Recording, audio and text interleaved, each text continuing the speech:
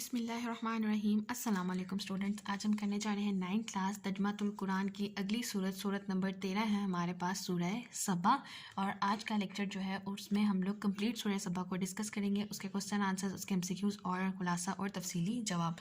تو یہ سورہ سبا جو ہے آپ لوگوں کے پاس 13ویں صورت ہے آپ کے سبق کی، اور آج ہم ڈسکس کرنے لگے ہیں۔ پیج نمبر ہے آپ کے پاس 152، آپ لوگ اپنی بکس کو اوپن کر لیجئے۔ سورت نمبر 13، پیج نمبر 152، سورہ سبا۔ اسی پیٹرن کے مطابق ہم لوگ کنٹینیو کریں گے، ریڈ آؤٹ کریں گے، ساتھ ساتھ دیکھیں گے کیا چیز ہمارے پاس important MCQs point of view کے لیے اور کیا چیز ہمارے پاس امپورٹنٹ آتی ہے شارٹ آنسرس کے لیے، اور ساتھ ہی ساتھ ہم لوگ اس کا تفصیلی جواب جو ہے وہ بھی لانگ آنسرس جو آتے ہیں ہمارے پاس تفصیلی جواب، اس کو ہم لوگ ہیڈنگ کے ساتھ پریپیئر کریں گے تاکہ آپ لوگ زیادہ اچھے مارکس گین کر سکو۔ سورہ سبا مکی صورت ہے، اس کو مارک کر لیجئے، یہ بہت امپورٹنٹ MCQ ہے آپ کے پاس۔ اس میں 54 یعنی کہ 54 آیات ہیں۔ نیکسٹ آ جاتا ہے آپ کے پاس تعارف۔ سورہ سبا کا نام قوم سبا کے نام پر ہے، اسے مارک کر لیجئے، یہ بہت امپورٹنٹ MCQ بن سکتا ہے۔ سورہ سبا کا نام کس کے نام، قوم کے نام پہ ہے؟ قوم سبا کے نام پہ۔ قوم سبا یمن میں آباد تھی، یہ بھی آپ کے پاس ایک MCQ ہے۔ اللہ تعالیٰ نے انہیں ہر طرح کی خوشحالی سے نوازا تھا، لیکن انہوں نے ناشکری کی روش اختیار کی اور کفر و شرک کو فروغ دیا، جس کا نتیجہ یہ ہوا کہ ان پر اللہ تعالیٰ کا عذاب آیا اور ان کی خوشحالی ایک قصہ پرینہ بن کر رہ گئی، کہ ان کی ناشکری کی وجہ سے اللہ تعالیٰ نے ان پر عذاب نازل کیا اور خوشحالی کس طرح سے تنگحالی میں تبدیل ہوئی۔ اس صورت میں قوم سبا کا ذکر ہے، اسی مناسبت سے اس کا نام سورہ سبا رکھا گیا ہے۔ تو تعارف ہمارے پاس جس طرح پہلی تمام 12 صورتوں کا بہت امپورٹنٹ تھا MCQ اور شارٹ آنسر کے لیے، اسی طرح ہمارے پاس سورہ سبا جو کہ ہمارے پاس 13ویں صورت ہے، اس کا تعارف میں بھی آپ کے پاس MCQ اور شارٹ آنسر بہت زیادہ بن سکتے ہیں اور آپ کے پاس یہ امپورٹنٹ ہے۔ سورہ سبا کا خلاصہ اسلام کے بنیادی عقائد کا بیان اور آخرت کے بارے میں مشرکین کے اعتراضات کا جواب ہے۔ نیکسٹ آ جاتے ہیں ہمارے پاس اہم مضامین سورہ سبا کے۔ سورہ سبا کے آغاز میں عظمت باری تعالیٰ کا بیان ہے، اس کو مارک کر لیجیے، MCQs میں پوچھا جا سکتا ہے آپ سے کہ سورہ سبا کے آغاز میں اس کے شروع میں کس کا بیان کیا گیا ہے، کس کے بارے میں بیان کیا گیا ہے؟ عظمت باری تعالیٰ یعنی کہ اللہ تعالیٰ کی عظمت کے بارے میں بیان کیا گیا ہے۔ اللہ تعالیٰ اور آخرت کے بارے میں مشرکین کے اعتراضات کا جواب دیا گیا ہے۔ پھر حضرت داؤد علیہ السلام اور ان کے بیٹے حضرت سلیمان علیہ السلام کا ذکر کیا گیا ہے، اسے مارک کر لیجیے، آپ سے پوچھا جا سکتا ہے کہ حضرت سلیمان جو ہے کن کے بیٹے ہیں؟ حضرت داؤد علیہ السلام کے، جنہیں اللہ تعالیٰ نے عظیم الشان سلطنت، بے شمار نعمتیں اور بہت سے معجزے عطا فرمائے تھے۔ یہ آپ کے پوچھا جا سکتا ہے کہ حضرت داؤد علیہ السلام کو اللہ تعالیٰ نے کن کن چیزوں سے نوازا ہوا تھا، تو آپ لوگ اس میں آنسر لکھیں گے کہ اللہ تعالیٰ نے حضرت داؤد علیہ السلام کو عظیم الشان سلطنت، بے شمار نعمتیں اور بہت سے معجزے عطا فرمائے تھے۔ یہ انبیاء کرام علیہ السلام ان نعمتوں پر اللہ تعالیٰ کا شکر ادا کرتے اور اس کی فرما برداری کرتے رہے، اور اللہ تعالیٰ کا شکر جو ہے انبیاء کرام بہت زیادہ ادا کرتے تھے۔ یہ قوم سبا تھی جس نے ناشکری کی اور ان کے اوپر جو ہے اللہ تعالیٰ کا عذاب آیا، اسی لیے ہر وقت اللہ تعالیٰ کا ہر حال میں شکر ادا کرنے کی تلقین کی جاتی ہے، اور انسانوں کو کہا جاتا ہے کہ اللہ تعالیٰ جس حال میں بھی رکھے اس میں شکر جو ہے وہ ادا کرنا چاہیے۔ پھر قوم سبا کا ذکر ہے، جنہیں بھی نعمتیں عطا ہوئیں لیکن انہوں نے ناشکری کی روش اختیار کی، جس کی وجہ سے دنیا میں بھی سخت عذاب کا شکار ہوئے اور آخرت کی سزا کے بھی حقدار بنے۔ دنیا میں تو انہیں عذاب ان پہ نازل ہوا، لیکن صرف دنیا میں ہی ان کو صرف سزا نہیں ملی، بلکہ آخرت میں جب حساب کتاب کا وقت ہوگا تب بھی وہ اپنی اس ناشکری کی وجہ سے عذاب کا جو ہے ان کے اوپر حق، سزا کا حق ان کے اوپر بنے گا۔ ان دونوں مثالوں کا ذکر فرما کر سبق دیا گیا ہے کہ اب آپ کے اوپر جو انہوں نے پیراگراف میں دو ایگزامپلس دی ہیں، حضرت داؤد علیہ السلام اور ان کے بیٹے حضرت سلیمان کے، اور ان کی شکر گزاری بھی، اور دوسری ایگزامپل آپ کے پاس قوم سبا کا ذکر، ان کی ناشکری کی۔ تو اس سے اب آپ کو کیا کنکلوڈ مل رہا ہے، آپ کو کیا سبق حاصل ہو رہا ہے، وہ بتا رہے ہیں کہ ان دونوں مثالوں کا ذکر فرما کر سبق دیا گیا ہے کہ دنیا میں ملنے والے اقدار یا خوشحالی میں مگن ہو کر اللہ تعالیٰ کو بھول جانا تباہی کو دعوت دیتا ہے، کہ اللہ تعالیٰ نے اگر آپ کو بہت زیادہ دولت سے، بہت بڑے گھروں سے، بہت زیادہ نعمتوں سے نوازا ہوا ہے، تو آپ کا کام صرف یہ نہیں ہے کہ آپ دنیا کی چیزوں میں مگن رہیں، بلکہ اگر اللہ تعالیٰ نے آپ کو بہت زیادہ عزت دی ہے، بہت زیادہ دولت دی ہے، بہت بڑا مقام دیا ہے، تو اس کے ساتھ ساتھ آپ اللہ تعالیٰ کا شکر ادا کریں، اللہ تعالیٰ کے بتائے ہوئے طریقوں پہ، دین اسلام کے طریقوں پہ چلیں، تاکہ اللہ تعالیٰ کا شکر ادا کر سکیں، اور جو بھی کام کیا جائے وہ اللہ کی رضا اور خوشنودی کے لیے کیا جائے۔ تو اگر آپ لوگ صرف دنیاوی چیزوں میں مگن ہو جاتے ہیں، اور اگر انسان کے پاس اتنی دولت ہے، اس کے پاس اقدار ہے، خوشحالی ہے، اور اللہ تعالیٰ کو بھول جاتا ہے، تو پھر وہ دنیا میں تو اس کو سزا ملے گی، اور آخرت میں بھی اس کو سزا جو ہے وہ سنائی جائے گی۔ सूरत के आखिर में रसालत का जिक्र और आखिरत पर ईमान लाने का बयान है। नेज़ आखिरत में नाफरमानों के बुरे अंजाम से भी डराया गया है।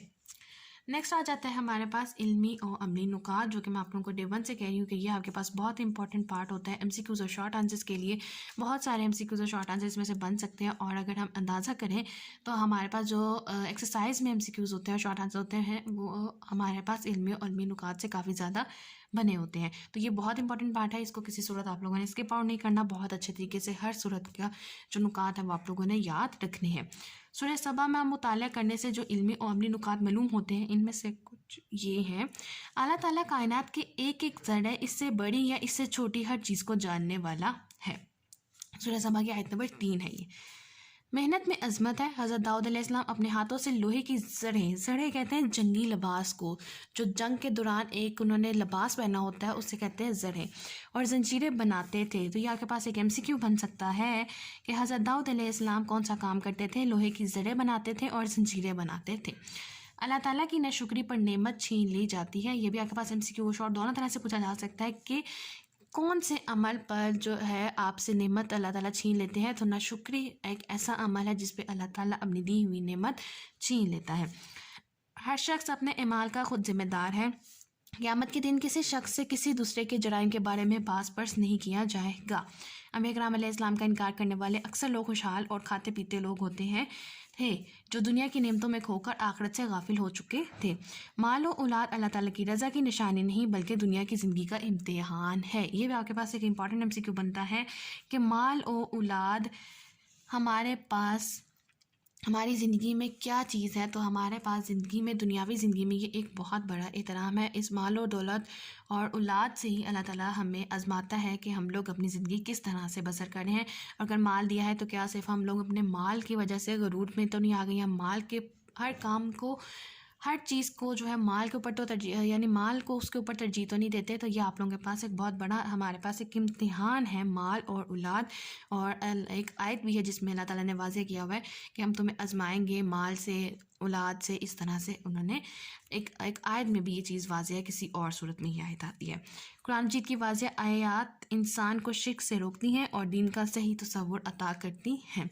हमें इखलास के साथ बग़ैर किसी दुनियावी लालच के लोगों को अल्लाह ताला की दीन की तरफ बुलाना चाहिए।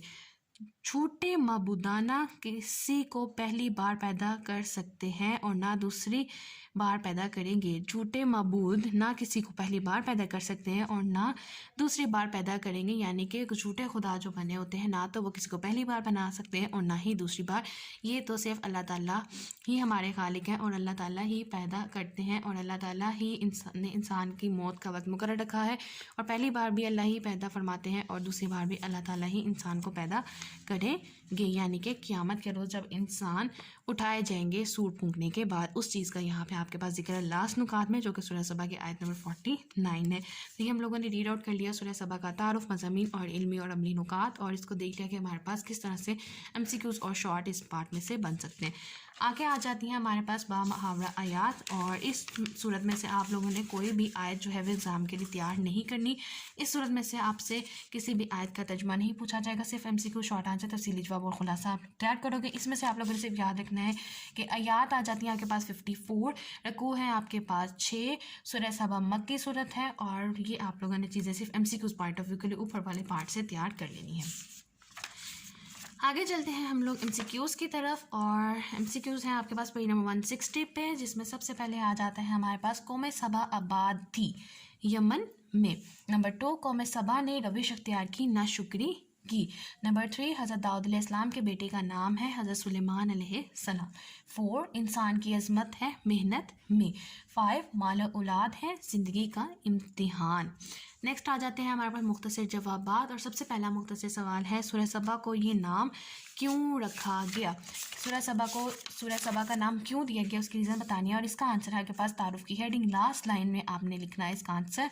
इस सूरत में कौम सबा का जिक्र है, इसी मुनासबत से इसका नाम सूरह सबा रखा गया है। तो ये आप लोगों के पास फर्स्ट शॉर्ट का आंसर है।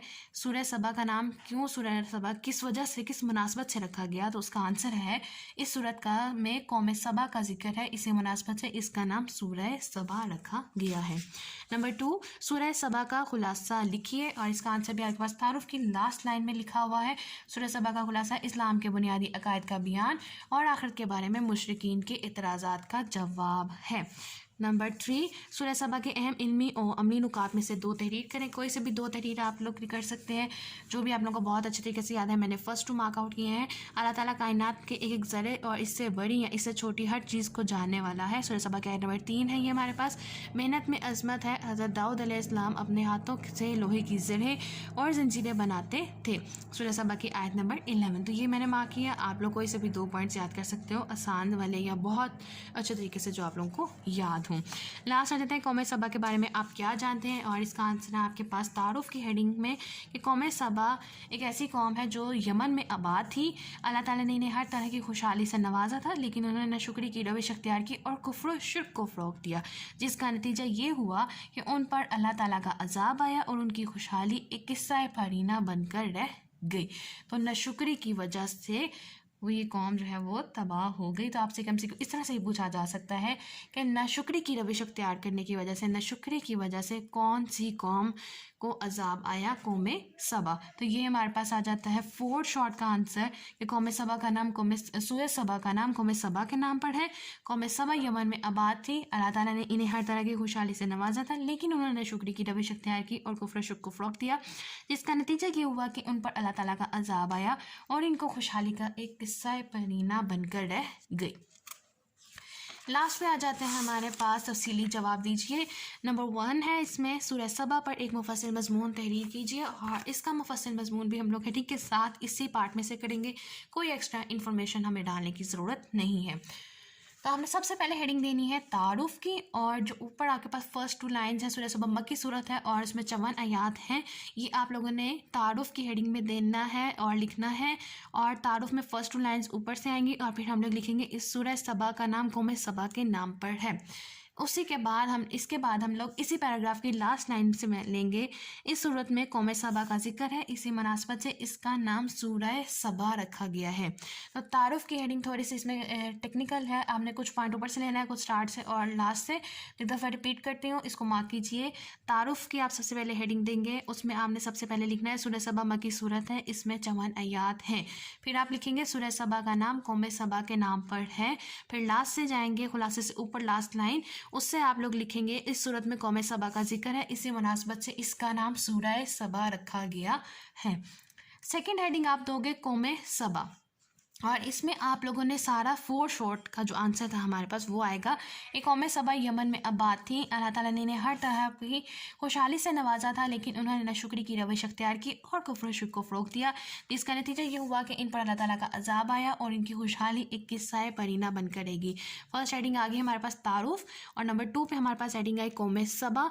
अब नंबर 3 पे हमारे पास हेडिंग आएगी खुलासा, और खुलासा इसमें हमारे पास क्या है? वही जो हमारे पास सेकंड शॉर्ट का आंसर भी था कि इस्लाम के बुनियादी अकायद का बयान और आखिरत के बारे में मुशरिकीन के इतराज़ात का जवाब है।